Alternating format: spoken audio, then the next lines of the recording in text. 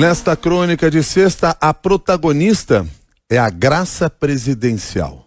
Esse instrumento que apareceu no noticiário ontem, resgatado pela primeira vez na nova república por um presidente para tentar aliviar a situação de um correligionário do deputado Daniel Silveira, como a Isa Staciarini explicou muito bem em reportagem.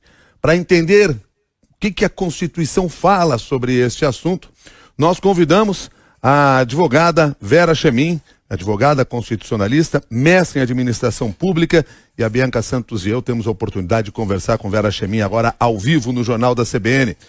Vera Chemin, muito obrigado pela sua gentileza de ter aceitado o nosso convite. Bom dia. Bom dia, Milton. Bom dia a todos os telespectadores da CBN. Vera Chemin, o que é a graça presidencial?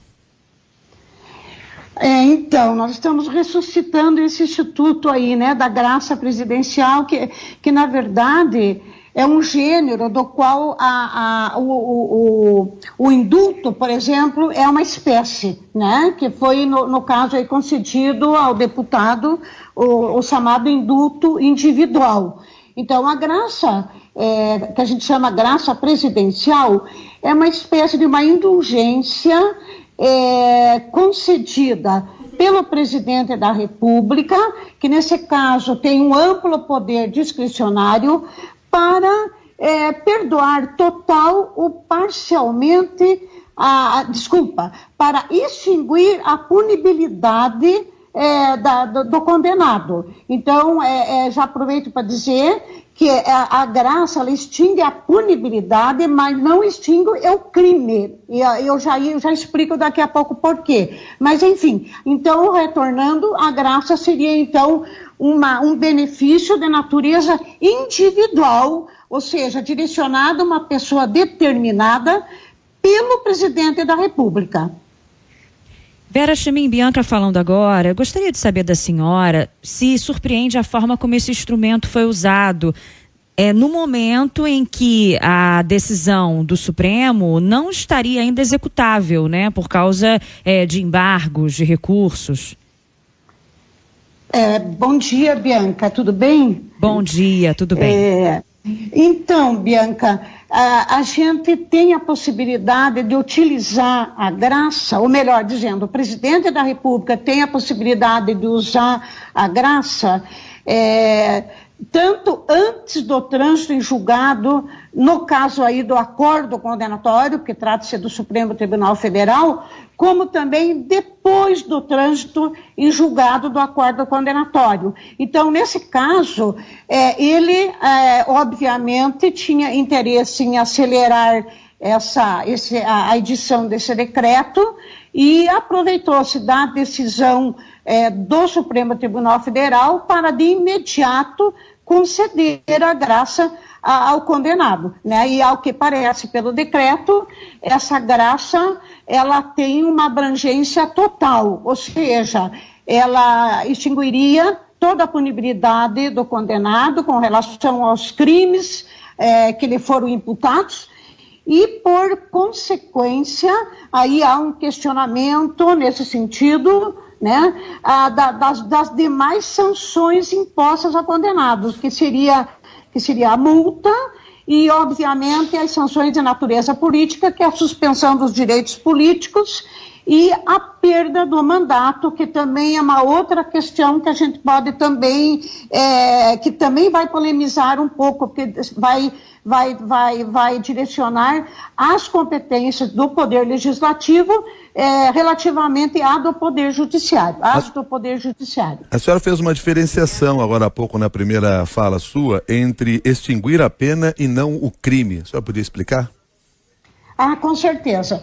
O que eu quero dizer com isso é o seguinte, o crime não pode ser extinto. Então, o que acontece? Se amanhã o deputado Daniel Silveira cometer um outro crime, ele não vai ser considerado, do ponto de vista jurídico, um réu primário, e sim um réu reincidente. Ou seja, os crimes que lhe forem imputados pelo Supremo Tribunal Federal permanecerão. O que vai extinguir é a punibilidade, conforme prevê o artigo 107 do Código Penal, no inciso 2º, em que a anistia, a graça e o indulto constituem uma motivação para extinguir a punibilidade, conforme, como eu falei, conforme previsto no Código Penal, tá?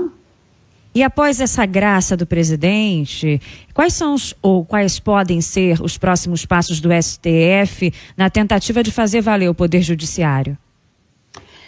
Então, Bianca, só para você ter uma ideia, né? Se a gente pegar lá o artigo 734, eu não vou falar da Constituição ainda, já vou chegar na Constituição, tá? Se a gente pegar o artigo 734, do Código de Processo Penal, nós vamos ver lá na parte final desse artigo, eu já vou direto ao que interessa para ser mais objetiva, né?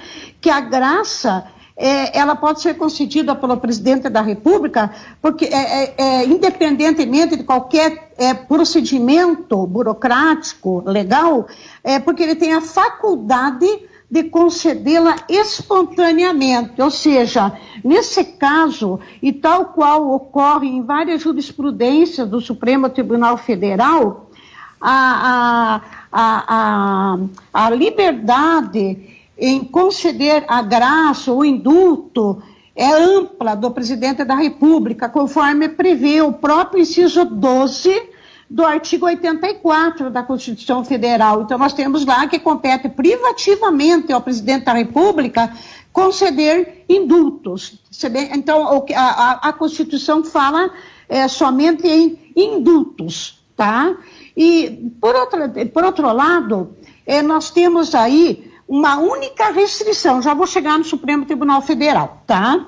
Nós temos uma única restrição que também, segundo a jurisprudência do STF, ela é taxativa, no inciso 43 do artigo 5º da Constituição, que trata dos direitos e das garantias fundamentais individuais e coletivas. Então, nesse caso, o que eu quero dizer com isso? Que é insuscetível de graça e de indulto, segundo prevê esse inciso 43 do artigo 5º, alguns crimes taxativamente previstos na Constituição, que é a prática da tortura, tráfico de entorpecentes, de drogas afins, terrorismo, e também aqueles crimes considerados como crimes hediondos. Também, obviamente, a prática do racismo. E ainda eu queria chamar a atenção para o inciso 44, também, tá? Quando se trata de ação de grupos armados, civis ou militares, contra a ordem constitucional e o Estado democrático. Então, veja bem, seria ação de grupos armados, civis ou militares, contra a ordem constitucional e o Estado democrático. Então, diante dessas observações que eu fiz, que constam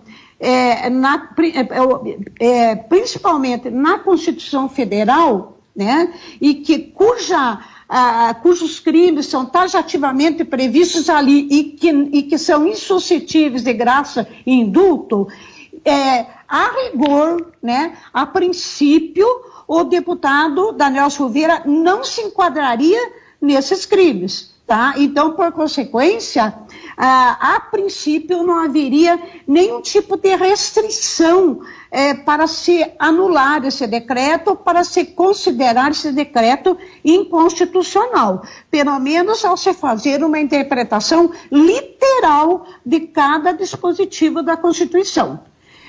Então, no que se refere ao Supremo Tribunal Federal, e dada a jurisprudência que se tenha a esse respeito na Corte, eu acredito também que, a princípio, a tendência seria realmente, veja bem, a princípio, de acatar esse decreto em razão da competência privativa do presidente da República e também em razão das diversas jurisprudências que nós temos no STF a esse respeito, repetindo várias vezes a respeito da ampla liberdade do presidente em conceder a anistia, no caso, o que interessa aqui, a graça ou o indulto. E eu coloquei para vocês esse inciso, falei para vocês desse inciso 44 do artigo 5º de uma forma proposital, porque a única brecha, se é que você pode considerar uma brecha, porque aí quem terá que decidir vai ser o Supremo Tribunal Federal, remeteria para esse inciso que prevê que a ação de grupos armados, civis ou militares, veja bem, o que interessa aqui, contra a ordem constitucional e contra o Estado democrático, também seriam suscetíveis de graça e de